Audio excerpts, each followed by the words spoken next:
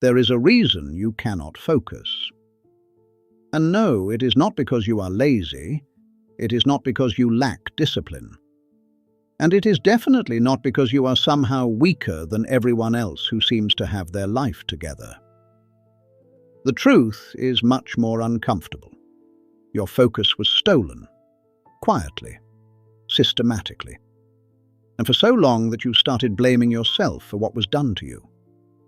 Think about your day. You wake up, and before your feet even touch the floor, you check your phone. A message, a notification, a headline, a video, a thought that wasn't yours. And before your own mind has even had a chance to wake up, it already belongs to someone else. That is the tragedy. Not that you are distracted, but that distraction has become your normal. You no longer notice it. You call it being busy. You call it multitasking. You call it trying your best. But deep down, you know the truth. At the end of the day, you feel exhausted without being fulfilled. You worked, but somehow nothing meaningful got done. And that feeling, that hollow frustration, is slowly destroying you because it makes you doubt yourself. It makes you ask, what's wrong with me? Nothing is wrong with you, but something is wrong with how you've been living. And today, we fix it. Not with hacks, not with productivity tricks, not with another app. We fix it by rebuilding your attention. Because attention is your life. Where your attention goes, your life follows. And right now, your life is scattered. Let's change that. The first thing you need to do is stop blaming yourself. This is where most people fail. They attack themselves. They tell themselves they need more discipline, more willpower, that they just need to try harder. No. That mindset guarantees failure because you are treating a system problem like a character flaw. Your attention was not lost. It was engineered away from you. Think about that. Entire industries exist to capture your focus. Billions of dollars are spent every year to keep you scrolling. People with advanced degrees in psychology design systems that know exactly how to trigger your brain. The red notification badge, infinite scroll, autoplay, dopamine loops. This is not accidental, it is war. And you are the battlefield. Marcus Aurelius wrote, "The things you think about determine the quality of your mind." Now ask yourself, how much of what you think about did you actually choose? Exactly. So stop calling yourself weak. Call yourself what you really are, a person who has been conditioned. And what is conditioned can be retrained. The second truth is harder to accept. Your environment is sabotaging you. Most people try to focus in chaos and then wonder why it feels impossible. Their phone is on the desk. 10 tabs are open. Notifications are active. There is clutter everywhere. And somehow they expect clarity. That is like trying to meditate in a nightclub. Your environment trains your mind. Every object in your visual field sends a signal. That unopened email, that blinking light, that phone screen. Each one whispers, "Look at me." And your brain listens, even when you think it doesn't. So before you fix your focus, fix your room. Clear your desk. Close every tab. Remove the phone, not on silent, not face down. Gone. Another room. Because if your phone is near you, part of your brain is waiting for it. And a waiting brain cannot focus. Create silence. Create emptiness. Create an environment that tells your mind, this is where work happens. Your brain will obey. The third problem is one of the biggest lies of modern life. Multitasking. People are proud of it. They think it means they are efficient. But multitasking is not a skill, it is a trap. Your brain cannot truly multitask. It switches. Fast. Task A, Task B, back to A. Check email, back to B, phone. Message, back again. Every switch has a cost: energy, clarity, momentum, depth. And the cruelest part is that it feels productive. It feels like movement. But it produces shallow work. Seneca said, "To be everywhere is to be nowhere." That is modern life.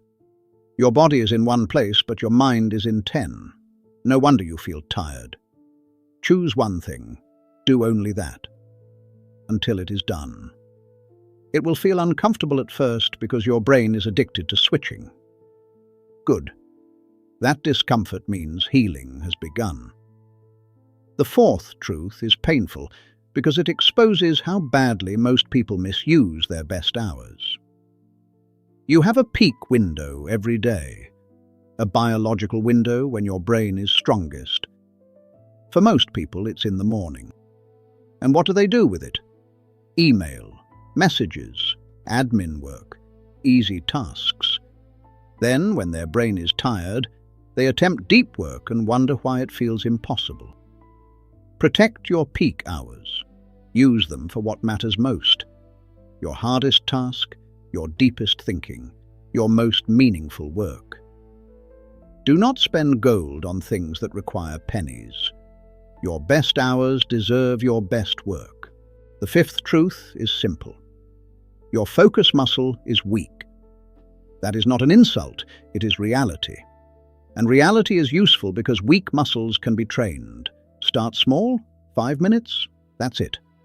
No phone, no tabs, no interruptions. 5 minutes of complete attention. And when your mind wanders, and it will, bring it back. That is the repetition. That is the rep. Noticing and returning. That is how focus grows. Not through motivation, through repetition. Tomorrow, do 6 minutes, then 10, then 15.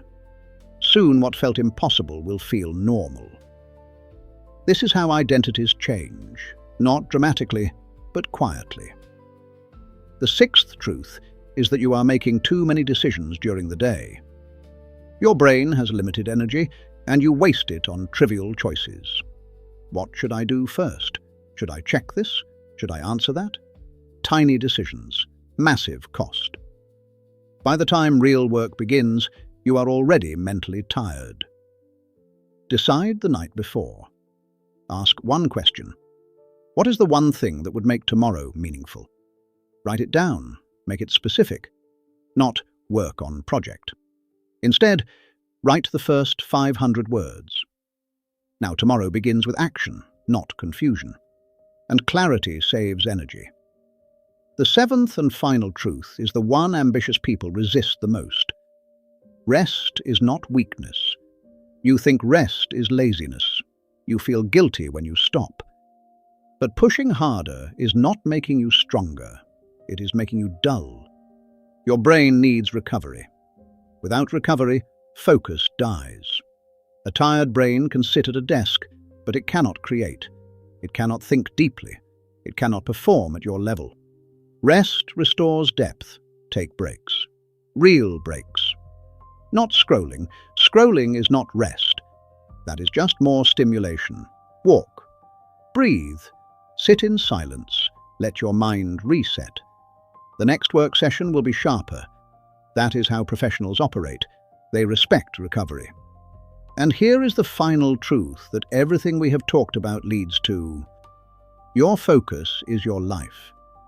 If your attention is broken, your life feels broken. That is why this matters. This is not about productivity. It is about dignity. It is about reclaiming ownership of your own mind.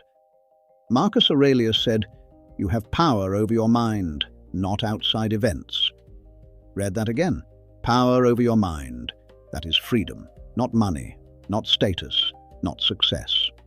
Control over your own attention. Imagine what changes when you have that. You sit down and actually stay. You start and actually finish. You think without interruption.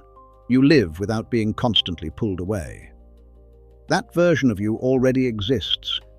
He's buried under years of distraction. Today you start digging him out. Not tomorrow, now. After this video ends, choose one task, just one.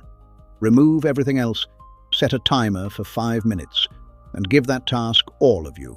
Not the scattered version, the full version, the version you forgot existed. Meet him again. And when you do, you will understand something most people never learn. The problem was never your ability, it was your attention, and now it belongs to you again.